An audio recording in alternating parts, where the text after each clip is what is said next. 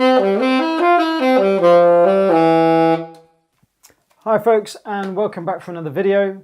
So I'm going to play B line today. I'm going to play through that, show you how that goes, and then I'm going to say a few words about the music, and then I'm going to do two things after that. I'm going to do a click track that you can play along with, a bit under tempo, and then I'm also going to play the performance again, but turn down the saxophone part so that you can have a go and play with the accompaniment.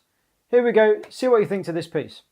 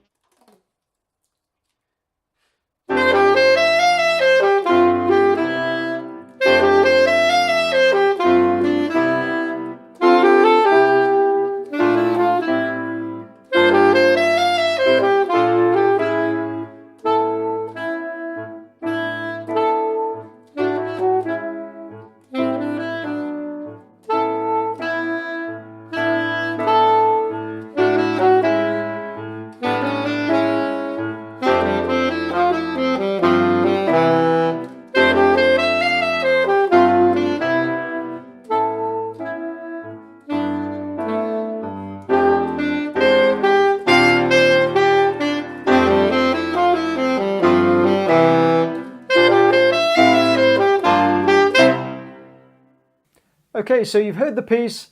Let's just say a few words about the music and what you need to do with this piece. So first of all, I think we need to point out that this does actually bring out some of the worst notes of the instrument, which is one of the downsides of playing this one, I think, compared to the A piece, sorry, the B1 piece. So first of all, when you land on that D on the second bar,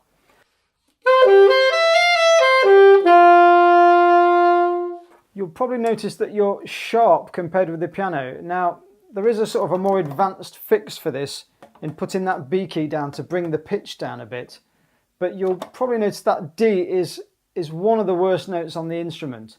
And then also the D and the E can be a little bit sharp as well, but then the C sharp can tend to be a bit under pitch. So just watch the tuning on that second bar, because it's not an easy one to get right. And also the C sharp, because you're only using that part of the instrument, you're not using all this down here, the actual quality of the sound on the C sharp is not the greatest either. So just be aware of that if you play this piece over one of the other ones. It is quick and lively and short, but it doesn't bring out some of the best notes of the instrument. So, and the C sharp's plastered all over the place. You can hear on my setup with my mouthpiece, I'm actually flat on that C sharp. So quite often I add my sort of middle side key there just to bring it up a little bit.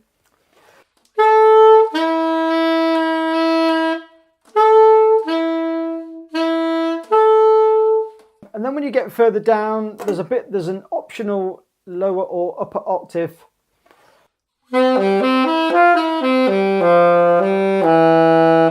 So down to that low C sharp down there. I personally quite like it with the lower notes in there. So I think it's quite nice if you can get down to that lower C sharp. So try to make really clear dynamic contrasts in this. So you've got the opening two lines, and then contrast that, really come down on the third line.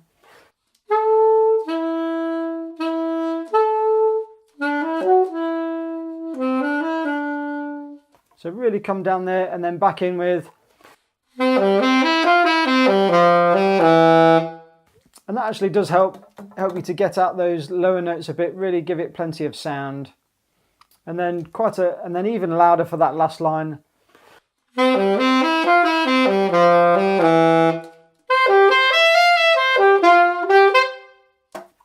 So quite a striking end in there, and the whole piece is quite short. So it's got that going for it. Okay, so I'm going to do another one of my practice tracks here with a metronome. So I'm going to put this down to 120 BPM, which is a fair bit under tempo for this piece. And see if you can play along with this at this speed. If you get it absolutely perfect at this speed, I'm sure you'll have absolutely no problem in just lifting up the tempo a little bit when you present it for examination. Here we go. So I'll give you 1, 2, 3, 4, and then we're in. A 1, 2, 3, 4.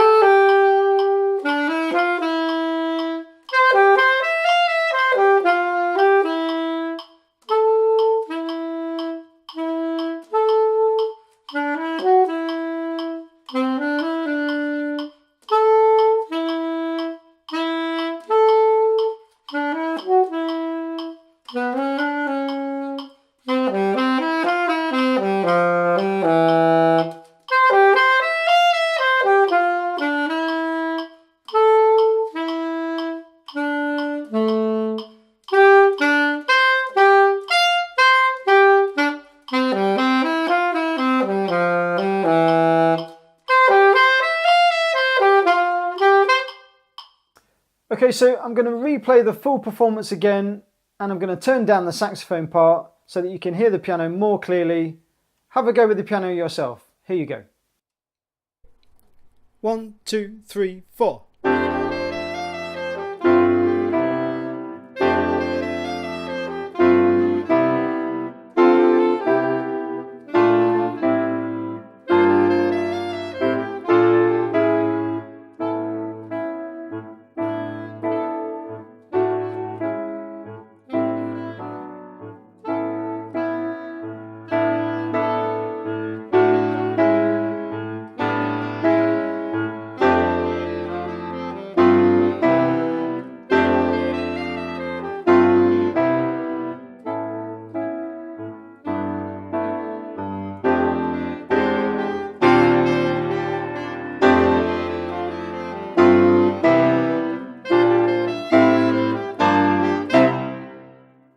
So I hope you found that video useful. I think we've kind of covered all bases there and give you plenty to have a think about.